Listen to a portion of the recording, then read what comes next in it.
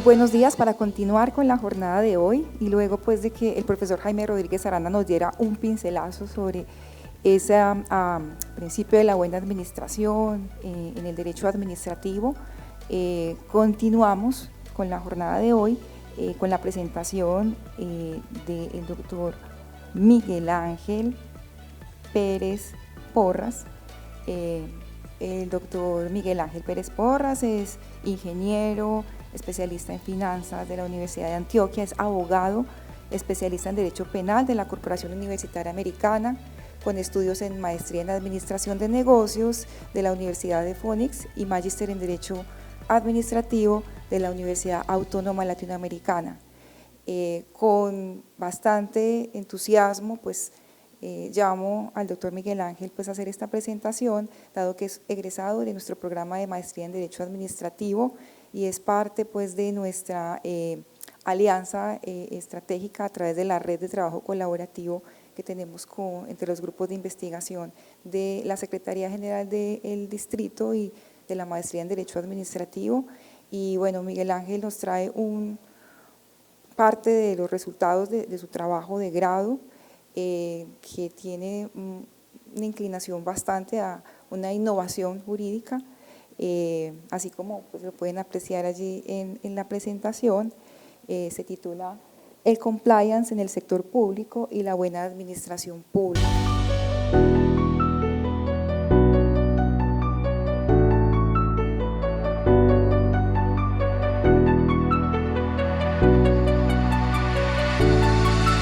Pues un cordial saludo a la mesa principal, este trabajo que ha realizado el Centro de Gestión de Conocimiento Jurídico en alianza con la Universidad Autónoma Latinoamericana, en este magnífico evento con la Universidad Lasallista, nos va a permitir presentarles a ustedes una experiencia que tuvimos a partir de lo que es ese convenio de colaboración que se tiene entre el Centro de Gestión de Conocimiento Jurídico de la Secretaría General del Distrito de Medellín y la Academia a través de la Universidad Autónoma Latinoamericana. Pues contarles que en el año 2020, desde el Centro de Gestión de Conocimiento Jurídico de la Alcaldía, se nos planteó una inquietud relacionada con una aparente discrepancia que existía entre algunos de los aspectos técnicos en la gestión ad intra en las organizaciones del Estado, con temas de gestión jurídica desde el punto de vista del abordaje de la gestión de los riesgos. En ese momento, pues a pesar que no había salido la ley que hoy sí obliga a las entidades públicas a esta implementación, ya se tenía la visión de la necesidad de articular con herramientas jurídicas novedosas esa aparente separación que había o falta de articulación que había entre la gestión de los riesgos ad intra y lo que es la gestión de los riesgos ad extra, entendido en ese momento la gestión ad intra como todas esas actividades que se llevan a cabo para prevenir la materialización de los riesgos desde el punto de vista de control interno y del modelo interno del MIPG, el modelo integrado de gestión y planeación, con la gestión de los riesgos ad extra, principalmente direccionadas desde la Agencia Nacional de Defensa Jurídica del Estado en la prevención del daño antijurídico. Entonces, nuestra investigación consistió en hacer esa articulación que permitiera integrar estos modelos de gestión. Bien, dale a la siguiente, por favor. Otra vez y otra vez. Bien, nosotros en el estudio entonces realizamos un análisis de cómo debía partir la investigación y nos propusimos empezar analizando todo lo que tiene que ver con la moralidad administrativa, que como lo recordaba el doctor Rodríguez Arana, tiene una naturaleza dual, desde el punto de vista de que es un principio de la administración, pero también es un derecho colectivo, en el entendido en que todos tenemos derecho a contar con una administración que atienda a los principios de la moralidad.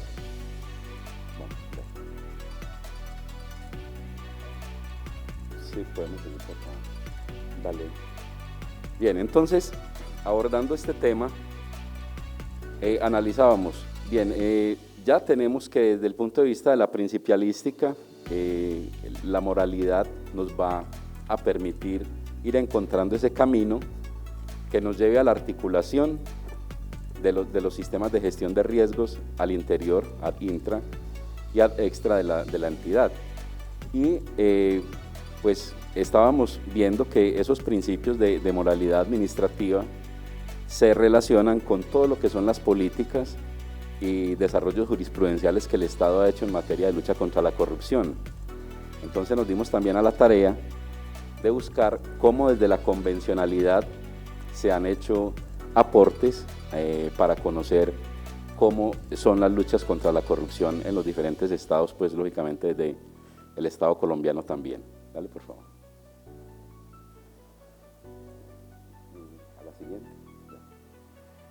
Muy bien.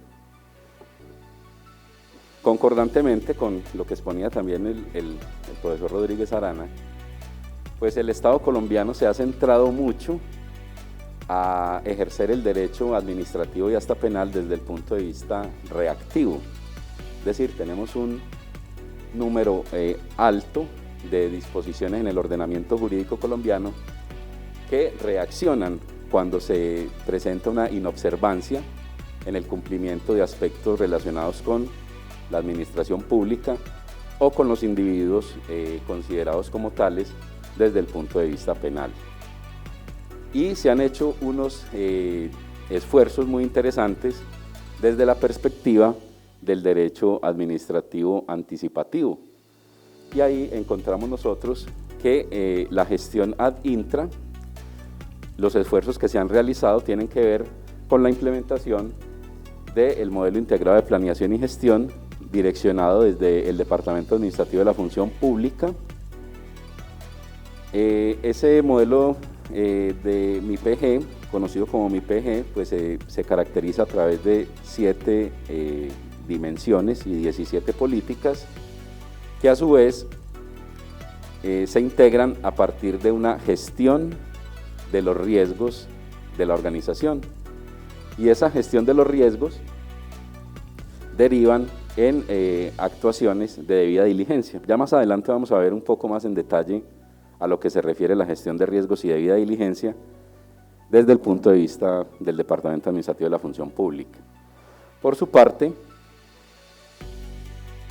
los esfuerzos ad extra entonces están orientados a lo que son las políticas que desde la Agencia Nacional de Defensa Jurídica del Estado se trazan para que la administración lleve a cabo la gestión de los riesgos, pero entendidos desde el punto de vista de los riesgos de litigio, o sea, tanto las acciones de prevención de daño antijurídico para evitar incluso las acciones prejudiciales, que son pues las conciliaciones, como por supuesto no llegar al tema judicial. Entonces nosotros encontramos en esa investigación que existían unos elementos comunes, ¿sí? La gestión de los riesgos y la debida diligencia. En ambos modelos, ad intra y ad extra, se establecían estos parámetros, pero efectivamente se encontraba una especie de desarticulación porque pues, lo que tiene que ver con el modelo integrado de planeación y gestión se ha abordado desde las unidades de control interno o desde las unidades de planeación de las organizaciones, más con un enfoque técnico de lo que son la gestión de riesgos dentro de los sistemas de gestión. Pero en las áreas jurídicas, al abordar la gestión de los riesgos de prevención de daño antijurídico, o no se toman en cuenta o no se tiene como la misma metodología que se utiliza ad intra, y por lo tanto la gestión de riesgos tiene un enfoque diferente, aunque las finalidades son iguales. Las finalidades son las de llevar a cabo metodologías de debida diligencia, principalmente para impedir que se materialicen esos riesgos, ¿sí? Nosotros encontramos entonces, y hablábamos en ese momento, pues como les digo, esto es del año 2020, no existía ni siquiera el proyecto de ley que vamos a ver más adelante, que es la ley 2195, pero encontrábamos que en los sistemas de gestión podíamos tener una respuesta a esa articulación que estábamos buscando. y pues que se conocía a nivel internacional los sistemas de gestión de compliance o programas de compliance, ¿sí? Los programas de compliance entonces lo que buscan es tratar de mitigar esos riesgos para que su impacto una vez se materialicen sea los mínimos o directamente evitar que se materialicen esos riesgos. Entonces los programas de compliance están orientados a una rama del derecho que es relativamente poco desarrollada respecto a lo que es el derecho administrativo correctivo, y es el derecho administrativo anticipativo. Bien, entonces nos encontramos allí una herramienta que nos pareció en su momento pues muy novedosa para proponer a la administración pública, pero que más adelante nos vamos a encontrar con una grata sorpresa para lo que fue el proyecto de investigación, ya que en primera instancia se surtió el proyecto de ley 341 del año 2020 a finales de ese año. Nosotros habíamos empezado la investigación en el mes de agosto, y ya para el 18 de enero del año 2022 fue sancionada la ley 2195, que le da cuerpo a la exigencia de la implementación de estos programas de ética y transparencia pública o compliance en las diferentes entidades del orden central y del orden descentralizado también. Como les decía, entonces en ese estudio nosotros empezamos a mirar que desde la principialística analizamos todo lo que tiene que ver con la dualidad del principio de la moralidad administrativa, dualidad que, como les comentaba, es desde el punto de vista de un principio de la administración, en tanto que involucra aspectos como la celeridad, la transparencia, la ética en el actuar de los servidores públicos, pero también como un derecho colectivo, en el que ya el Consejo de Estado le ha atribuido la naturaleza de que cualquier ciudadano, en virtud al incumplimiento o inobservancia de la moralidad administrativa, pueda interponer este tipo de medios de control para que la entidad atienda las necesidades colectivas mediante la acción popular.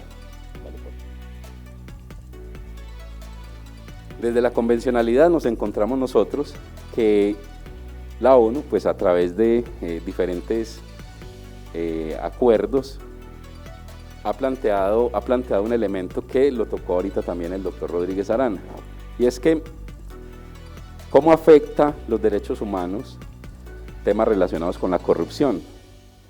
Y el enfoque que le da Naciones Unidas es que esos recursos que se dilapidan en corrupción pueden permitir atender programas sociales, ¿cierto?, relacionados con temas de salud, vida, etcétera, y que desafortunadamente no se atienden porque se dilapidan en estas acciones. Entonces, desde el punto de vista de los derechos humanos, se les da esa categorización, y Colombia, pues al ser parte de la ONU, ha ratificado tratados internacionales en esta materia, y que han sido complementados con otros temas que, si bien no son de derechos humanos, obedecen también a tratados en los que Colombia se ha comprometido a través de su participación como un miembro activo de la OCDE. En la OCDE nos han trazado unos lineamientos específicos para la lucha contra la corrupción. Entonces empezamos ya a ver que desde la principialística y desde la convencionalidad se han tenido unos derroteros muy interesantes para establecer los programas de lucha contra la corrupción en el país. ¿Cómo se han dado estos procesos paulatinamente de lucha contra la corrupción? Pues se crea en el año 2011 la Secretaría de Transparencia de la Presidencia de la República, ¿sí? Desde esa Secretaría se han impulsado una serie de normativas de lucha contra la corrupción. Entre ellas, pues de esa Secretaría fue la iniciativa de la Ley 2195, que es uno de los centros de esta presentación.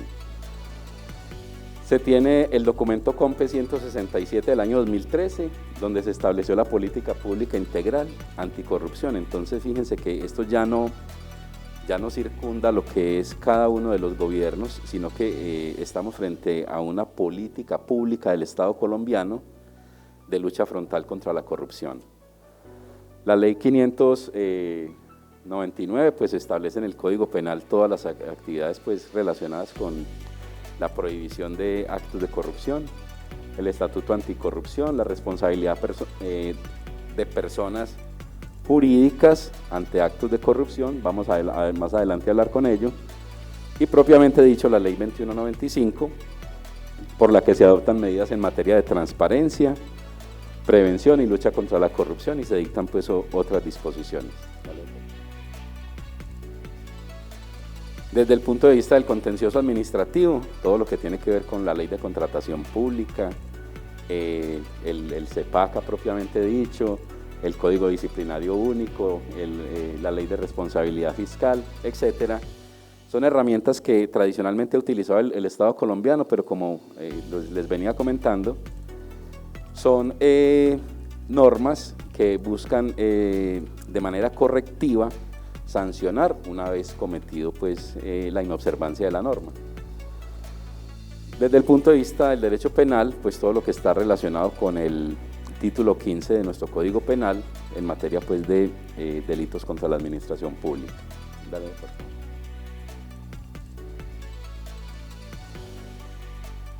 De manera atendiendo pues a las necesidades de anticiparnos al acontecimiento de decisiones o de acciones y omisiones de la administración pública, se cuenta con el modelo integrado de planeación y gestión que modificó el decreto 1083 del año 2015 a través del decreto 1499 del año 2017 que establecen los sistemas del modelo integrado de planeación y gestión, que a su vez entró a reemplazar un modelo que se tenía anteriormente, que era el de la norma NTC GP 1000, que establecía sistemas de gestión de la calidad para las entidades del Estado.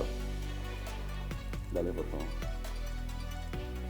Y en materia de prevención de daño antijurídico, pues a través de la Agencia Nacional de Defensa Jurídica del Estado, que se creó en el año 2011, se ha establecido en la circular 19, pero en la circular 5 del año 2019, la necesidad de crear unos lineamientos para la prevención de daño antijurídico que son de obligatoria observancia por parte de las entidades del Estado.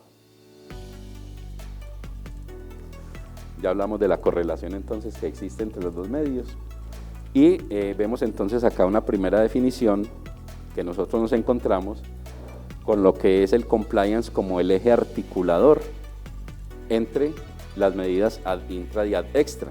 Entonces, desde el punto de vista que se trata de políticas, procedimientos y buenas prácticas de la administración para identificar y gestionar sus riesgos.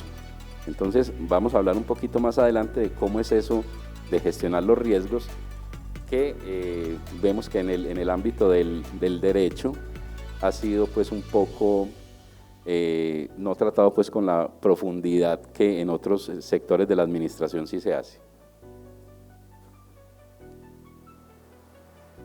Mira, entonces, hablando de esa discrepancia de los conceptos que se ha manejado intra y ad extra, nos encontramos desde la definición de los riesgos que tiene la Agencia Nacional de Defensa Jurídica del Estado, que difiere respecto a los que maneja el Departamento Administrativo de la Función Pública. Entonces ahí ya empieza a que, siendo de una misma entidad, temas tan críticos como es la gestión de los riesgos, se manejan de manera diferente. Entonces, los riesgos nos van a permitir, a través de su gestión, fortalecer esas líneas de defensa,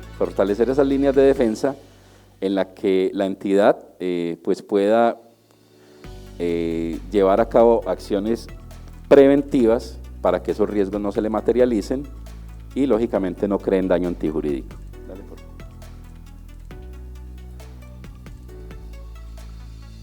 ¿Cómo en el buen gobierno debemos empezar a construir a partir de la gestión de los riesgos la disminución de la probabilidad de crear daño antijurídico?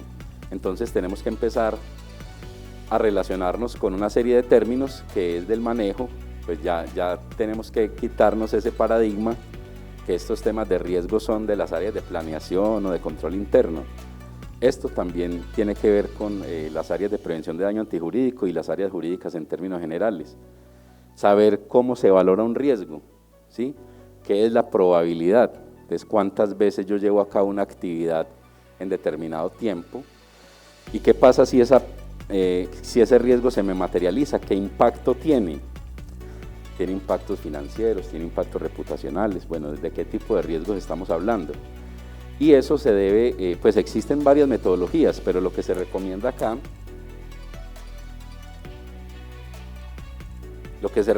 es que se cuente con una metodología que de manera cuantitativa nos permita a nosotros ubicarnos en una especie de mapa de calor que nos va a decir pues, esos riesgos, cómo, en el caso de materializarse, cómo van a afectar a la organización. Y en esas metodologías que existen, como les digo, en estandarizaciones en normas como ISO 31000 o ISO 31010, nos definen a nosotros cómo es esa gestión que debemos llevar a cabo para que esos riesgos entonces no se nos vayan a materializar o llevemos debida diligencia que permitan pues disminuir esa probabilidad de que se materialicen.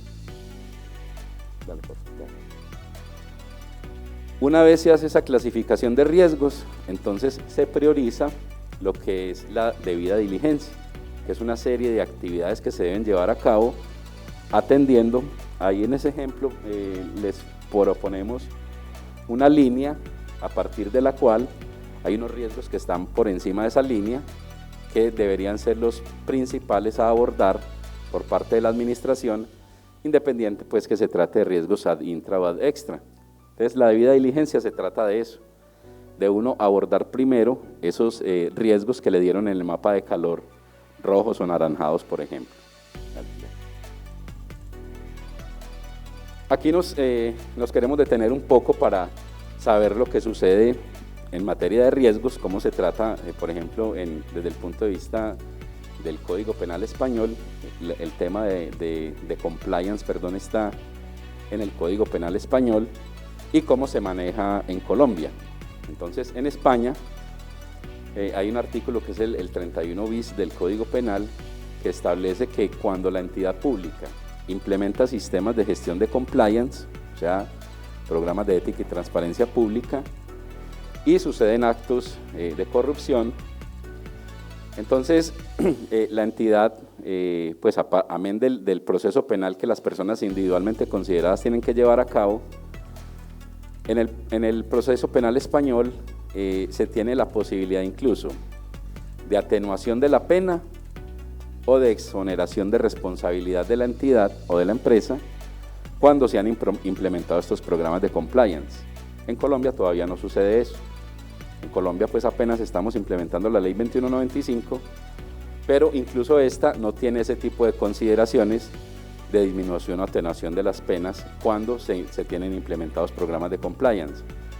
Solo que los programas de compliance en el sector privado son regulados por 4 superintendencias.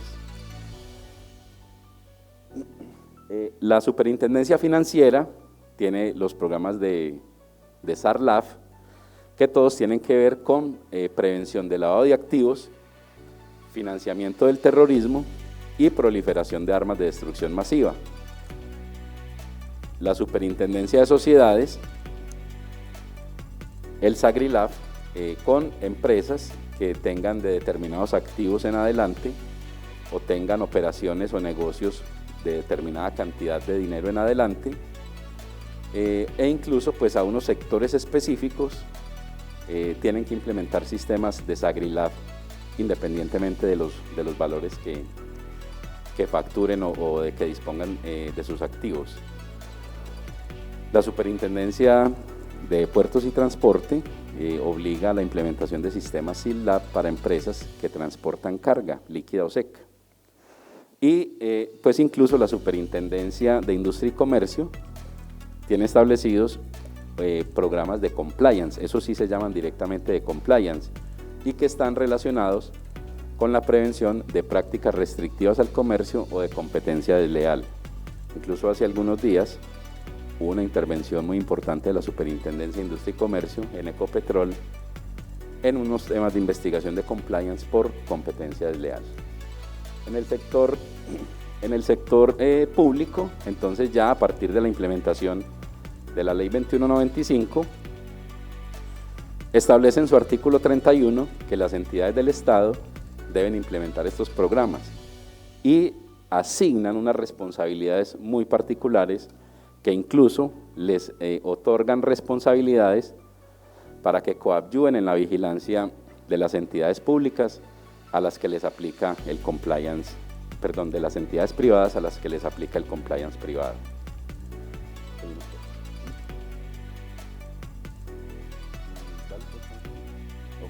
Bien, entonces, los sistemas de compliance en el sector privado, pues se ratifica esta ley 2195 en esos requerimientos que ya establecen todos los sistemas de prevención del lavado de activos y financiamiento del terrorismo.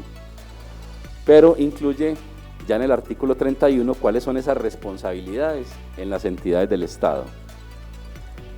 Y aquí viene pues la obligatoriedad de implementar gestión de riesgos y de debida diligencia, como les mostraba yo a ustedes. Entonces ya todos esos mapas de riesgos, todas esas curvas de identificación de riesgos críticos y demás, y de implementación de programas de debida diligencia, ya son obligatorios en el sector público.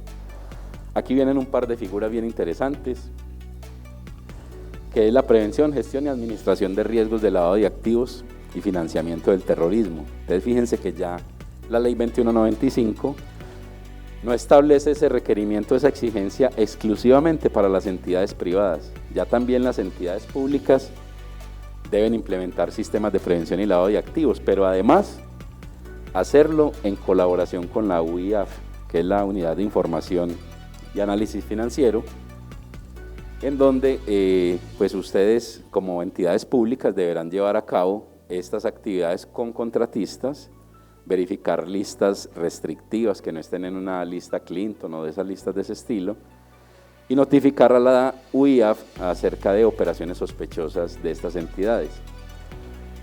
Incluye también lo que son las redes interinstitucionales de prevención, es decir, cómo, por decir algo, en las empresas del conglomerado público del Distrito de Medellín, cómo es ese intercambio de información para la prevención del compliance.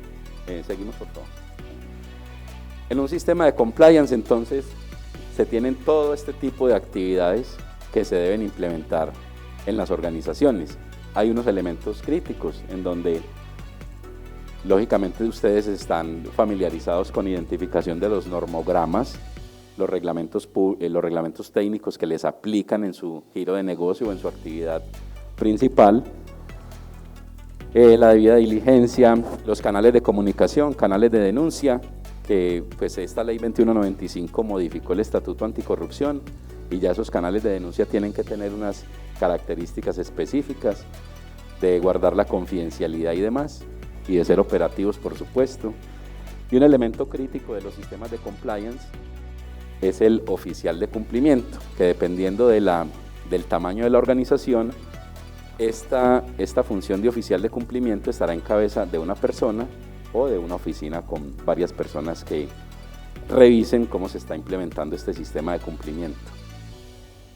¿Qué de particular tiene la implementación de los sistemas de compliance? Además, es que esas oficinas de cumplimiento o esa persona oficial de cumplimiento debe ser de un nivel jerárquico tal en la organización que todas las áreas le rindan información, porque a su vez esta persona o esta oficina debe rendir información al más alto nivel jerárquico de la organización, como decir a la junta directiva, supongamos, de la organización. El compliance introdujo, o la ley 2195 introdujo varios cambios en el ordenamiento jurídico colombiano. Pues ahí tenemos varios. Cambia el Código Único Disciplinario, ya se constituye una falta grave o con dolo cuando usted retrasa, omite entregar información al oficial de cumplimiento. La acción de repetición se modifica, ¿sí? Se modifica, ya los plazos son de 5 años para ejercer el medio de control de repetición cuando la entidad ha pagado, digamos, una demanda de reparación directa y va a repetir contra el servidor público, tiene 5 años.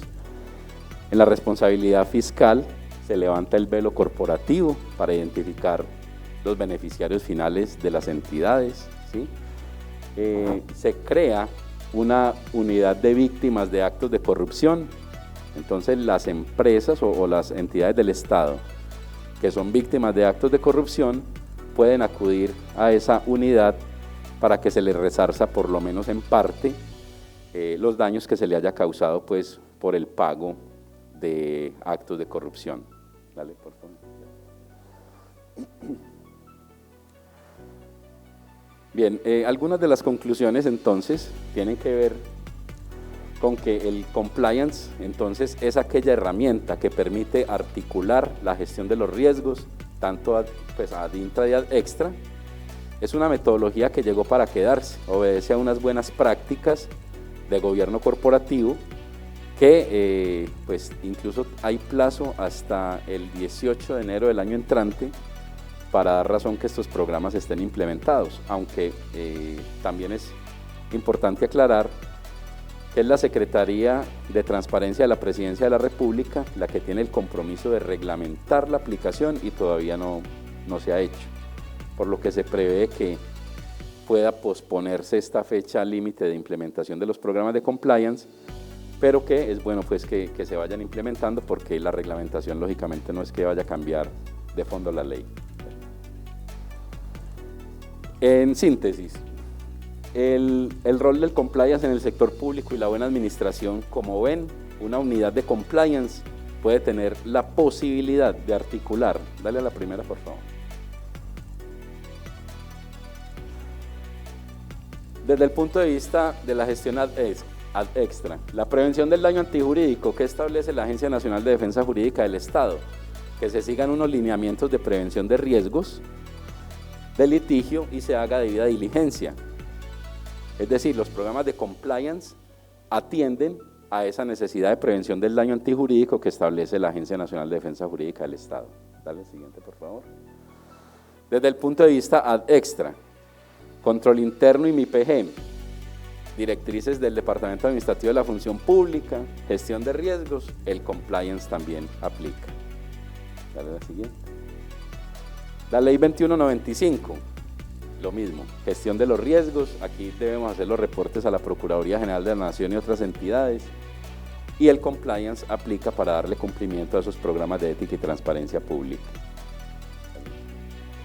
Y para la prevención del lavado de activos y financiamiento del terrorismo, también se deben hacer gestión de riesgos, que ordenan pues esas superintendencias que hablábamos ahora, medidas de control o de gestión de esos riesgos, y el compliance es una herramienta adecuada para darle cumplimiento a esos 4 grandes líneas o actividades que tiene la administración pública y que desde una sola unidad en soluciones de compliance se pueden atender todas simultáneamente. Muchísimas gracias.